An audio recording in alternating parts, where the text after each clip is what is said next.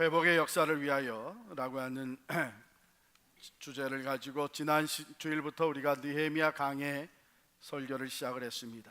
지난 주일에는 1장 중심으로 애통과 금식하며 기도합시다 했고, 오늘은 2장 내용을 가지고 믿음으로 나아갑시다라는 제목을 가지고 말씀을 드리겠습니다. 우리 세상에서 구인 광고를 낼 때에 제시하는 그 자격 요건들이 어떤 것들이 있습니까? 뭘 돼야 돼? 무슨 학력, 경력, 또 패밀리 인포메이션, 결혼했는지 안 했는지, 어떤 경우에는 그 나이, 뭐 이런 것들을 요구를 합니다. 자격 요건으로 봐요. 하나님이 하나님의 일을 위해서 일꾼을 찾으실 때에 자격 요건으로 보시는 중요한 것이 무엇이겠는가? 우리가 성경을 쭉 읽어보면 믿음이에요. 믿음. 하나님의 일을 할 때에 반드시 믿음으로 해야 하는 이유가, 하나님이 일꾼을 찾으실 때에 믿음의 사람들을 찾는 이유가 어디 있겠습니까? 히브리서 11장 6절에 보면 믿음이 없이는 하나님을 기쁘시게 하지 못하나니 하나님께 나아가는 자는 반드시 그가 계신 것과 자기를 찾는 자들에게 상 주시는 이심을 믿어야 할지니라 그랬어요. 히브리서 11장 6절입니다. 그런데 우리가 히브리서 11장 전체를 무슨 장이라 그래요? 믿음장이라 그럽니다. 왜냐하면 거기에는 믿음의 선진들의 이야기가 쭉 나와 있는데, 이 모두 하나님 앞에 쓰임받는 놀라운 믿음의 선진들이에요. 아벨은 믿음으로, 에녹은 믿음으로, 노아는 믿음으로, 아브라함은 믿음으로, 야곱과 요셉은 믿음으로, 모세는 믿음으로, 여호수아는 믿음으로, 이렇게 쭉 믿음으로 그것을 한마디로 요약해서 왜 믿음의 사람들을 통해서 하나님이 역사하시는가? 왜냐하면 하나님을 기쁘시게 하는 것은 오직 믿음으로 갑니다. 믿음이 없이는 하나님을 기쁘시게 하지 못합니다. 그러므로 오늘날도 하나님이 하나님의 역사를 이루어 가시고, 또 우리의 삶 속에 하나님의 그 회복의 역사를 이루어 가실 때에 우리에게 요구하는 것이 믿음이에요. 예수님도 이 땅에서 사역을 하실 때에 종종 뭐라고 말씀하셨냐면 내 믿음이 너를 구원하였느니라 선포해 주셨어요. 할렐루야. 믿음은 이렇게도 소중합니다. 즉 믿음이라는 것은 하나님을 바로 아는 지식과 하나님을 신뢰하는 것과 하나님께 순종하는 것, 이것들이 다 통합되어서 믿음을 구성하고 있는데, 바로 그 믿음을 가지고 나아갈 때에 하나님의 역사하심이, 하나님의 회복의 은총이 여러분과 저의 삶에 임할 줄을 믿습니다. 우리 지난 시간 말씀을 나누면서 그랬어요. 예루살렘 성벽을 재건하는 느헤미야의 그 회복의 역사와 마찬가지로 오늘 우리 개인적인 삶의 영적 성벽이 회복돼야 되겠다. 우리 가정의 기도의 성벽이, 기도의 단이 다시 수축돼야 되겠다. 이 땅에 세워지신 교회들의 그 진리의 성벽이 다시 회복돼야 되겠다. 청교도의 신앙 위에 세워진 이 나라가 다시 회복돼야 되겠다. 여러분, 오늘 우리가 이러한 시대에 살고 있습니다. 하나님은 오늘도 살아계셔서 이 회복의 역사를 이루어 가신 줄 믿습니다. 우리가 믿음으로 나아갈 때에 느헤미야를 통해서 만 52일 만에 예루살렘 성벽이 다 재건되었던 것처럼 하나님의 회복의 역사가 우리의 삶에 아름답게 펼쳐질 줄을 믿습니다. 그런데 느헤미야 2장을 보게 되면 오늘 읽은 내용에 느헤미야가 믿음으로 나아갔다, 그가 믿음을 외쳤다, 그가 말씀 받을 때에 믿음으로 아멘 아멘 하며 크게 믿음을 고백했다, 그런 말은 없어요. 그러나 더 중요한 내용이 담겨 있습니다. 느헤미야가 행한 일들을 우리가 깊이 들여다보면 그 행함 속에 그의 믿음이 고백되어 있습니다.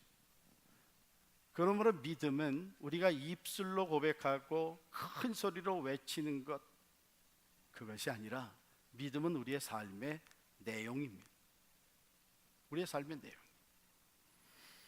그래서 야고보 사도는 뭐라고 전합니까? 행함이 없는 믿음은 그 자체가 죽은 것이니라. 그래서 오늘 2장 믿음으로 행하였던 느헤미야의 삶을 통해서 과연 참 하나님의 역사에 참여할 때 우리가 가져야 되는 믿음이 뭐냐 하는 교훈을 받도록 하겠습니다. 먼저 우리가 믿음으로 나아간다고 하는 것은 영적으로 준비되어져서 하나님의 때, 하나님이 주시는 기회를 포착한다는 것을 의미합니다. 준비하는 사람들에게 기회가 찾아온다, 그런 말이 있잖아요. 준비된 자들에게 기회가 찾아옵니다. Chance favors only the prepared mind, 그런 얘기죠. 어떤 사람들은 그게 기회였는데, 그때 내가 그것을 시작을 했어야 됐는데, 다 지나간 다음에 그런 사람들이 있어요. 어떤 사람들은 지금 기회가 오고 있구나, 이게 내게 주어진 기회구나. 그런 사람, 이 두 사람의 준비가 뭐냐면, 한 사람은 준비가 된 거예요. 준비된 사람은 기회를 포착할 수가 있습니다. 그러나 준비되지 못하고 살아가는 사람들은 기회가 다 지나간 다음에, 기회가 기회인 줄도 모르고 지나간 다음에 나중에서 그게 기회였구나, 이렇게 됩니다. 그래서 여러분, 세상에서 성공하는 사람들도 준비된 사람들이 성공합니다. 왜? 사업의 기회, 만남의 기회, 이런 것들이 준비된 사람들은 그것을 포착을 해요. 내가 이 사람과의 만남은 절대로 놓쳐서는 안 된다, 미리미리 준비를 해요. 내가 이 사업을 위해서는 미리미리 준비해서 내가 가장 적당한 때에 시작을 할 수 있어야 된다, 미리미리 준비를 해요. 자기가 이제 나아갈 프로모션, 승진할 것을 이렇게 내다보면서 미리미리 준비를 해요. 그래서 기회가 주어질 때에 그것을 포착을 해요. 세상 사람들도 준비되어서 기회를 포착하고, 하나님의 사람들도 하나님의 일을 할 때에 준비되어서 기회를 포착한다면 다른 점이 뭐냐? 여러분, 하나님의 일을 하려면 영적으로 준비가 돼야 됩니다. 영적으로 준비되어진다고 하는 것은 영적으로 민감해진다는 얘기입니다. 그래서 하나님이 시작하실 때에, 하나님이 기회를 주실 때에 그것을 분별하고 포착할 수가 있어야 돼요. 오늘 본문 말씀에 보면 느헤미야가 우리 1장에서 쭉 기도하였고, 기도의 마지막 부분이 하나님, 내가 이 사람들 앞에서 은혜를 입게 하옵소서. 아닥사스다 왕의 술관원이 되었는데, 자기가 원한다고 아무렇게나 이제 내가 이거 그만두고 나는 왕을 떠나서 유대 땅에 가서 예루살렘 성벽을 재건하겠습니다, 자기 마음대로 할 수 있는 거예요? 아니에요. 왕의 허락이 떨어져야 되는 거예요. 또 이 말을 잘못해서는 큰 봉변을 당할 수가 있어요. 제가 조금 이따 설명을 해드리겠습니다. 그러면 얼만큼 준비하면서 기다렸느냐? 1장 1절에 우리가 시작할 때에 아닥사스다 왕 제20년 기슬루월에 내가 수상궁에 있었다. 그 기슬루월에 예루살렘에서 온 하난이라고 하는 형제의 그 보고를 받고 예루살렘 성벽이 다 무너지고 성문이 다 불타버리고 그 땅이 황폐되었다고 하는 그 소식을 들었어요. 그래서 기도하기 시작을 했어요. 그렇죠? 그리고 오늘 2장에 보면 이제 예루살렘으로 유대 땅으로 가게 되는데, 그때는 언제였나 하면 아닥사스다 왕 제20년 니산월에 이렇게 됐어요. 아마 여기서 그 니산 차 이름이 나온 것 같아요. 그럼 기슬루월하고 니산월하고는 얼마간의 간격이냐면 4개월 차이. 그러니까 적어도 느헤미야가 이 4개월 동안 기도하며 준비했다는 거예요. 준비하면서 기다렸다는 거예요. 무엇을 기다려요? 하나님이 정하신 때를, 하나님이 시작하시게 하는 그 때를 기다렸다는 거예요. 여러분 잘 들으세요. 우리가 믿음으로 행한다 그래서 하나님보다 앞서가면 큰일 납니다. 정말 믿음이 있는 사람들은요, 하나님이 시작하신다는 것을 알아요. 그래서 하나님의 사인, 하나님의 때, 그 때를 기다릴 줄 아는 사람. 늦춰져도 믿음이 있기 때문에 기다립니다. 자, 어떤 일이 벌어지나 한번 봅시다. 니헤미야가 아닥사스다 왕에게 그 포도주를 드릴 수 있는 그 술잔을 서브하는 그런 일이 또 생겼어요. 뭐 그게 이 사람의 잡이니까. 그런데 이전에는 내가 왕 앞에서 수심이 없었더니 왕이 내게 이르되 내가 병이 없거늘 어찌하여 얼굴에 수심이 있느냐, 이는 필연 내 마음에 근심이 있음이로다. 여러분, 이 말을 듣고 느헤미야가 어땠다 그랬어요? 그때에 내가 크게 두려워했다. 크게. 이거 잘못되면 목이 날아가는 거예요. 왜냐하면 술 맡은 관원의 잡은 뭐냐면 그 왕의 마음을 즐겁게 해드리는 거예요. 왕을 기쁘시게 해드리는 거죠. 그렇기 때문에 자기 자신이 늘 왕 앞에 기쁜 모습으로, 즐거운 모습으로 분위기를 잘 세워드려야 돼요. 한 번도 아직 지금까지 느헤미야가 그 수심에 찬 얼굴로 잔을 서브했던 일이 없는데 아닥사스다 왕이 보니까 이게 웬일이야? 이자가 수심에 가득 차 있네. 병이 들었다는 얘기 들어본 적이 없는데, 그렇다면 이게 마음의 근심이구나. 이 사람이 속으로 지금 무슨 생각을 하고 있나? 무슨 근심이 있나? 만약에 그 생각이 이자가 혹시 지금 음모를 꾸미고 있는 건 아닌가? 이렇게 생각이 돌아가게 되면 큰일 나는 거예요.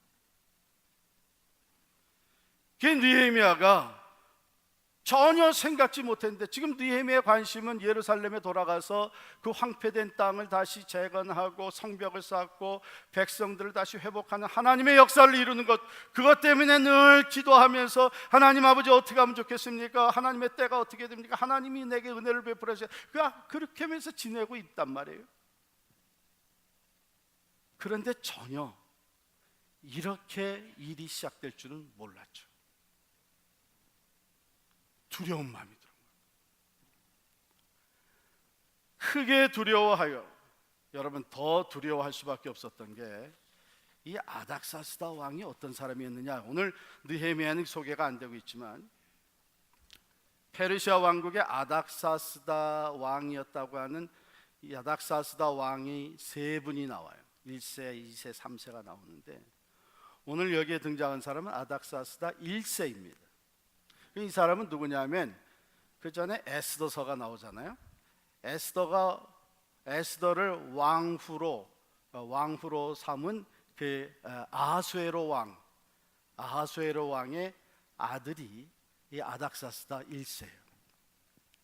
그런데 이 사람은 다른 그 일반 문헌에 보면은 어떤 사람으로 소개되고 있냐면 감정적으로 매우 나약한 사람이에요. 여러분, 감정적으로 매우 나약한 사람이 왕이 됐기 때문에 어쩌면 그 다음에 나오는 묘사는 자연스럽게 연결이 됩니다. 그래서 신경질적이에요. 권위주의적인 사람이었고 결국은 폭군으로 소개가 되고 있습니다. 한 40년 동안 페르시아 왕국을 다스렸는데 수많은 오점을 남긴 사악한 지도자로 기록이 되어 있습니다. 그래서 역사가들은 차라리 이 사람은 왕이 되지 않았다면 좋을 뻔했다 하는 소리죠. 그런데 그런 왕이 느헤미야를 보고 뭐라 그랬냐면 너 왜 얼굴에 수심이 가득하냐? 너 마음에 보나마나 지금 다른 생각이 들어가 있기 때문이다. 마음에 근심이 있어서 그런 거 아니냐? 이런 상황이 펼쳐졌어요. 느헤미야가 즉각적으로 굉장히 두려워했습니다. 내가 크게 두려워했다. 그러나 느헤미야는 그동안 준비해왔던 것을 생각하면서 이게 하나님이 주시는 기회라는 것을 포착하게 돼요. 인간적으로는 두려운 상황이지만 영적으로 준비해 왔던 느헤미야는 이것이 하나님이 주시는 기회라는 것을 깨닫게 됩니다. 그래서 담대하게 물러서지 아니하고 다른 익스큐스를 대지 아니하고 솔직하게 있는 그대로 답을 합니다. 왕이여, 만세수를 하옵소서. 즉 내가 왕에 대해서 아무런 다른 생각을 가진 것, 나는 여전히 왕이 만세수를 하기를 원합니다. 단지 내 조상들의 묘실이 있는 성읍이, 즉 내 고향 땅이 예루살렘 지금까지 황폐 있고 성문이 불타 있습니다. 우리 조상의 땅이 그렇게 돼 있으니 내 마음이 수심이 없겠습니까? 솔직히 얘기했어요. 그랬더니 왕이 뭐라고 얘기하냐면, 그래? 그럼 네가 원하는 게 뭔데? 내가 무엇을 해줄까? 이렇게 나옵니다. 느헤미야는 이때에 이게 하나님이 주신, 하나님이 시작하시는 일이구나, 하나님이 주신 기회구나 딱 포착을 합니다. 그리고서는 마음에 있는 걸 확 쏟아놓은 게 아니고, 여기 보면 먼저 뭐예요? 내가 곧 하늘의 하나님께 묵도하고, 하나님, 이게 지금 하나님이 행하시는 일인 것 같은데, 하나님이 주시는 기회인데, 하나님 내가 어떻게 말하면 되겠습니까? 내게 지혜의 말씀을 주옵소서. 하나님, 내가 말을 할 때 이 왕의 마음을 움직여 주옵소서. 그래가지고 자기 마음에 있는 것을 그대로 얘기를 합니다. 내가 유대 땅으로 돌아가서 그 무너진 성벽을 건축하게 하옵소서. 이거는 말이에요, 참으로 조심스러운 얘기였어요. 왜냐하면 그 에스라서, 그 앞에 있는 에스라서 4장 11절부터 여러분이 쭉 읽어보면 이 아닥사스다 왕이 벌써 그 전에 에스라와 그 스룹바벨이 먼저 유대 땅으로 돌아가서 성전을 재건하고, 예루살렘 성전을 재건하고 그다음에 성벽을 다시 질 때에 그 주변에 그것을 반대하는 다른 부족들이, 다른 총독들이 왕에게, 아닥사스다 왕에게 퍼티션을 낸 게 있습니다.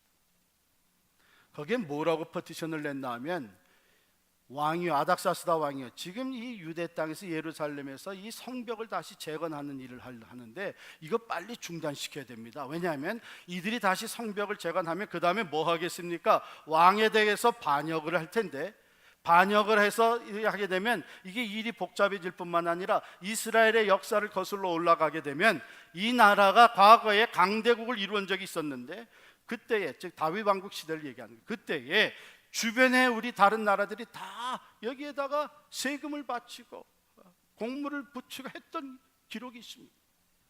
그걸 생각하고 이들이 지금 다시 자기네 나라를, 자기 그 왕궁을 다시 재건하려고 그러는데, 지금 당장 중단시키지 않으면 이 큰일 날 겁니다. 그때 그 퍼티션을 받고, 여러분 에스라 4장 21절 한번 보세요. 에스라 4장 21절에 보면 그때의 아닥사스다 왕이 뭐라고 하냐면, 그 글을 올린 글을 읽고, 이제 너희는 명령을 전하여 그 사람들에게 공사를 그치게 하여 그 성을 건축하지 못하게 하고 내가 다시 조서 내리기를 기다리라. 그러니까 왕이 금지시켰던 공사인데, 지금 왕의 술 맡은 관원인 내가 가서 그걸 다시 시작하겠다는 거예요.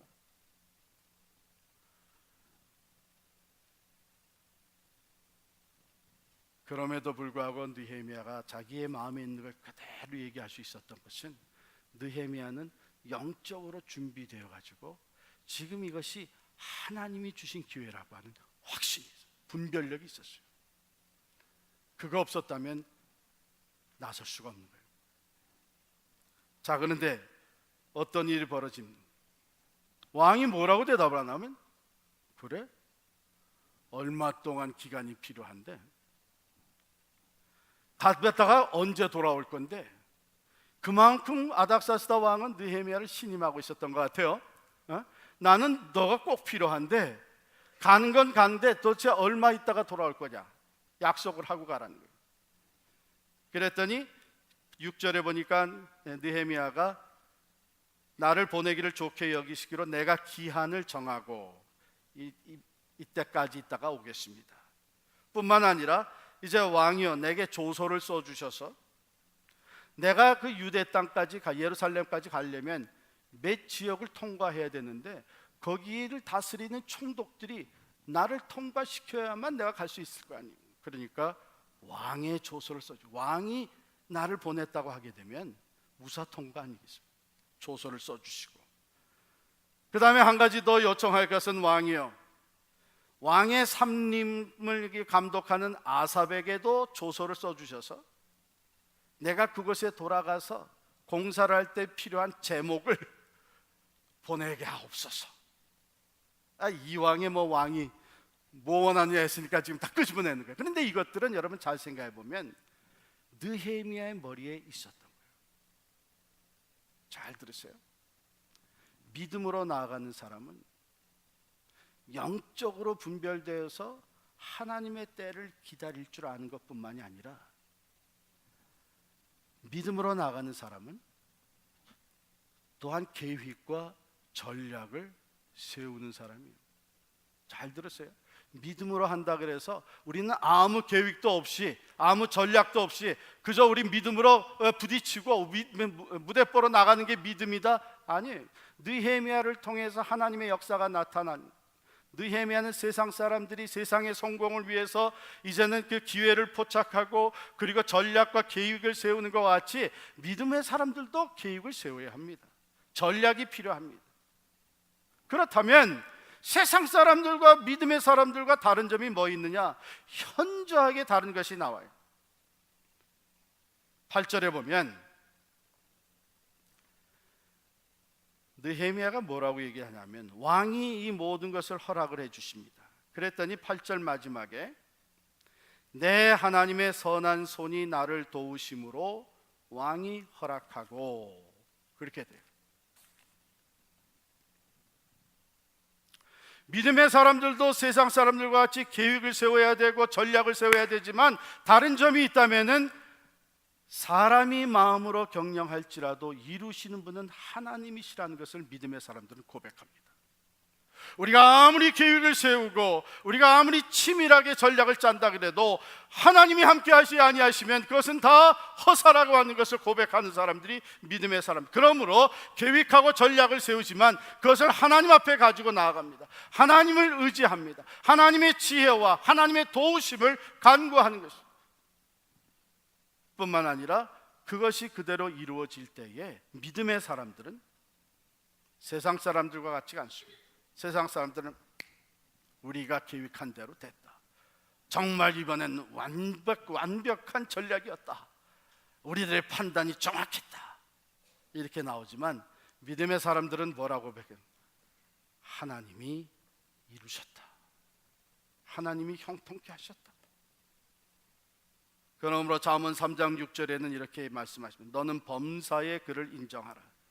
그리하면 네 길을 지도하시리라. 할렐루야. 사람이 마음으로 자기의 길을 계획할지라도 그의 걸음을 인도하시는 이는 여호와시니라. 잠언 16장 9절의 말씀. 어떻게 보면 믿음의 사람이나 세상 사람이 똑같은 것 같아요.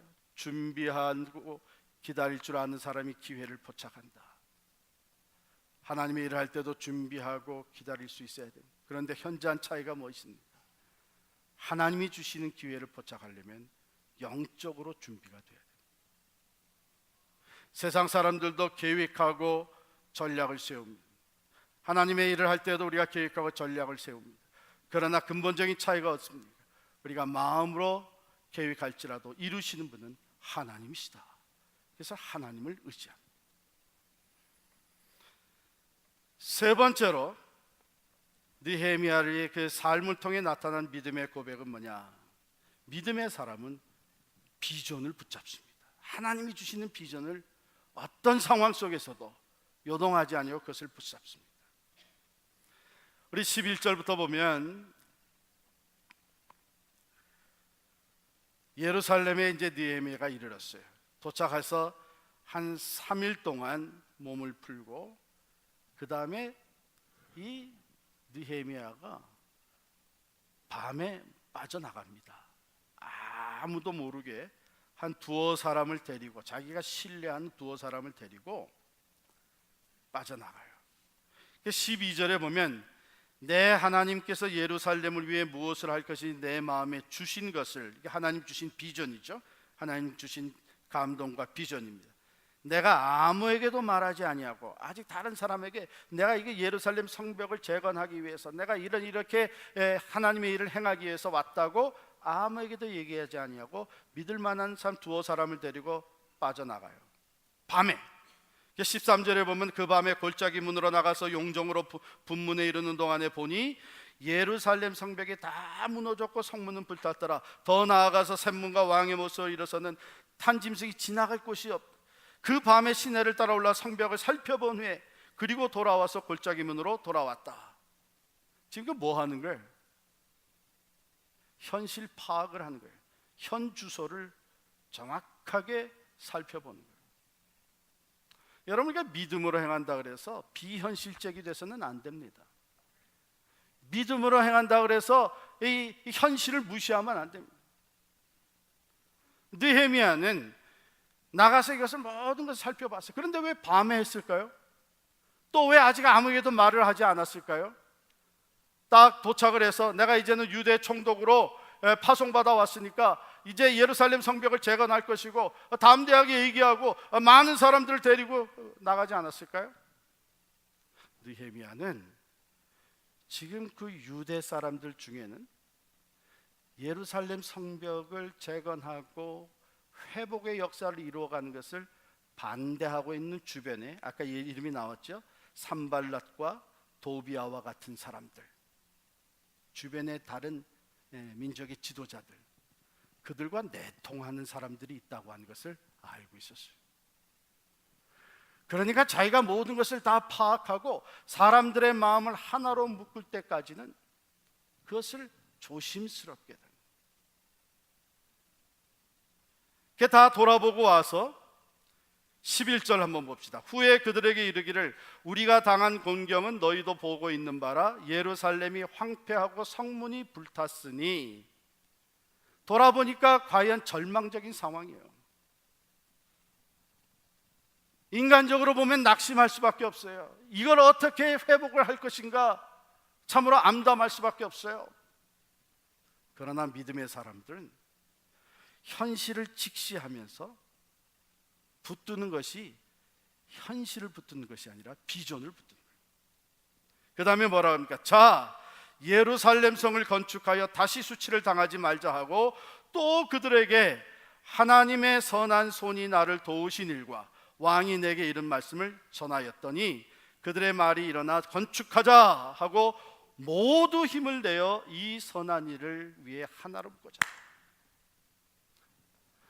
믿음의 사람들이 현실을 파악하고 현실을 직시하는 것은 할만한가 할만하지 못한가 그 가능성을 타진해 보기 위해서 하는 것이 아닙니다. 우리가 어디서부터 시작하는 거냐? 시작은 하는 거예요. 왜? 하나님이 주신 비전이 있고 하나님이 행하시는 것을 이미 보여주셨기 때문에. 그러면 우리가 지금 어디서부터 시작하는 거냐? 이것을 파악하기 위해서 나가서 직접 느헤미야가 현장을 다 돌아본 거예요. 여러분, 하나님이 주신 비전은 우리가 만들어내는 야망과는 다릅니다. 우리가 만들어낸 야망을 따라갈 때는 불안함과 두려움과 초조함이 있습니다.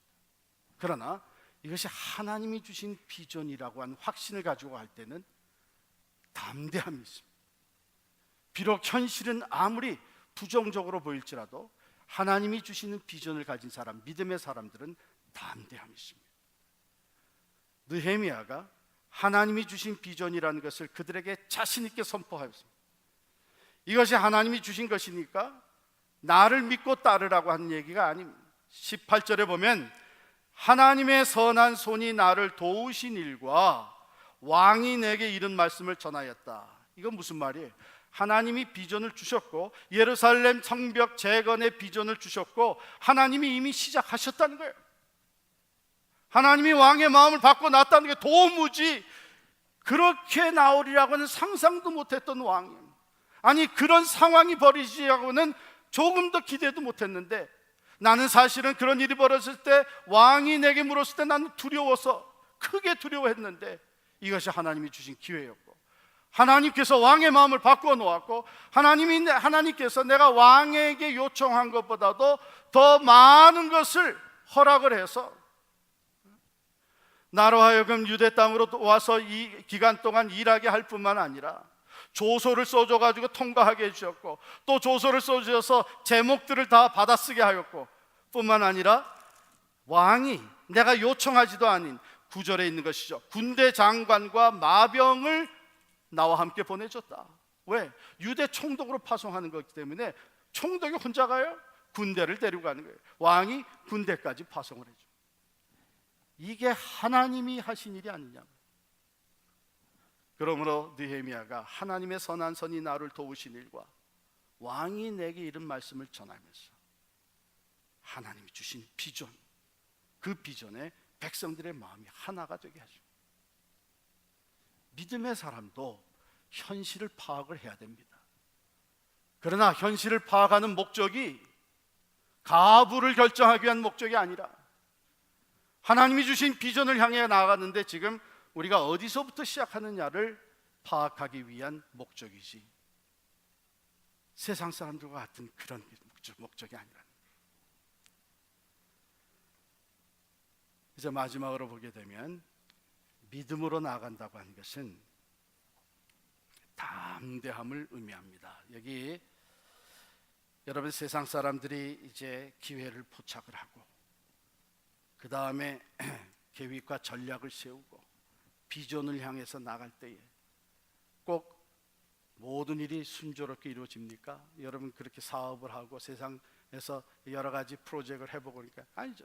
어려움이 생긴단 말이에요. 믿음의 사람도 마찬가지예요. 우리가 믿음으로 하나님이 주신 비전을 향해 나아갈 때에 어려움이 생깁니다. 마찬가지예요. 오늘 어떤 어려움이 생겼어요? 19절에 보니까 호론 사람 산발랏과 종이었던 암몬 사람 도비아와 아라비아 사람 게셈이 이 말을 듣고 우리를 업신여기고 우리를 비웃어 이르되 너희가 하는 일이 무엇이냐? 너희가 왕을 배반하고자 하느냐?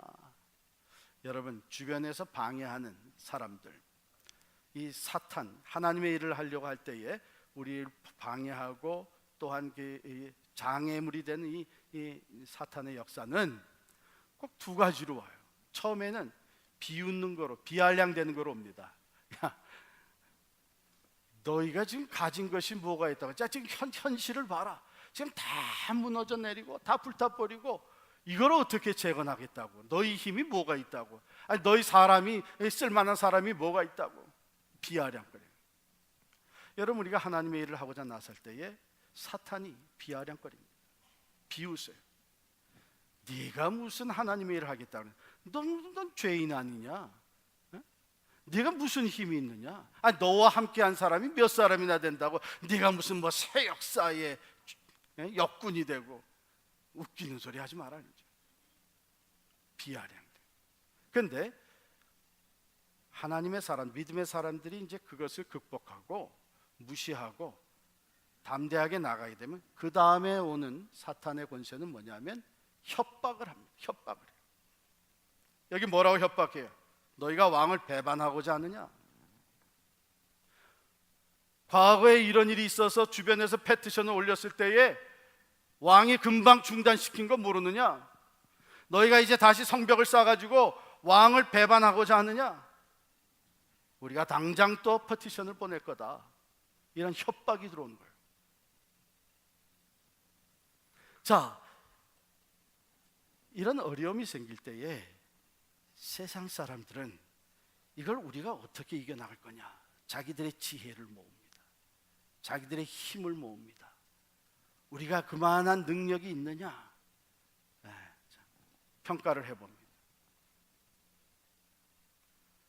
그러나 하나님의 사람들은, 믿음으로 나가는 사람들은 어려움이 부딪힐 때에 하나님을 바라봅니다. 우리는 부족하고 연약할지라도 하나님은 완전하시고 전능하신 분이죠. 느헤미야가 그들에게 대답합니다. 20절 말씀 우리 같이 읽겠습니다. 시작. 내가 그들에게 대답하여 이르되 하늘의 하나님이 우리를 형통하게 하시리니 그의 종들인 우리가 일어나 건축하려니와 오직 너희에겐 예루살렘에서 아무 기업도 없고 권리도 없고 기업되는 바도 없다 하였느니라. 아멘. 시편 20편의 말씀입니다. 어떤 사람은 병거, 어떤 사람은 말을 의지하나 우리는 여호와 우리 하나님의 이름을 자랑하리로다. 그들은 비틀거리며 엎드러지고 우리는 일어나 바로 서도다. 할렐루야. 이게 믿음의 사람들이에요. 믿음의 사람들도 어려움이 있습니다. 장애가 있습니다. 더더욱 사탄의 권세가 비웃고 협박을 합니다. 그러나 하나님을 바라보며 믿음의 주여 또 온전케 하신 예수님을 바라보면서 전능하신 하나님이 우리와 함께 하시니 사람이 내게 어찌하리요. 담대하게 나아가는 것이 믿음의 사람들입니다. 하나님은 오늘도 이 믿음의 사람들을 찾고 계십니다. 우리가 일꾼을 찾듯이 하나님이 하나님의 역사를 위해서 일꾼을 찾으십니다. 믿음의 사람들을 찾으십니다. 믿음으로 하나 준비하면서 하나님의 때를 기다릴 줄 알고 모든 계획과 전략을 세우지만 이루시는 분은 하나님이신 것을 날마다 고백하며 여호와를 인정할 줄 아는 사람, 현실은 비록 어렵고 또한 절망적일지라도 하나님이 주신 비전을 확고하게 붙잡고 나아가는 사람, 그 앞에 장애와 어려움이 있을지라도 방해하는 세력이 있을지라도 담대하게 하나님만을 의지하며 나아가는 사람, 이 믿음으로 나아가는 사람을 통해 하나님의 회복의 역사가 일어나는 것을 믿으시기를 바랍니다. 사랑하는 성도 여러분, 우리의 삶의 영적 성벽이 다시 재건되어지고 우리 가정의 신앙의 성벽이 다시 수축되어지고 교회들의 진리의 성벽이 다시 세워지고 이 나라가 청교도의 신앙으로 다시 세워지기 위해서는 믿음의 사람이 필요합니다. 하나님은 오늘도 느헤미야와 같이 믿음으로 나아가는 사람들을 사용해 주실 줄을 믿습니다. 오늘 여러분과 제가 믿음의 사람으로 하나님 앞에 쓰임 받으며 우리 교회가 믿음의 교회로 하나님을 기쁘시게 해드림으로 말미암아 하나님의 놀라운 회복의 역사가 우리를 통해 나타날 수 있기를 간절히 축원합니다.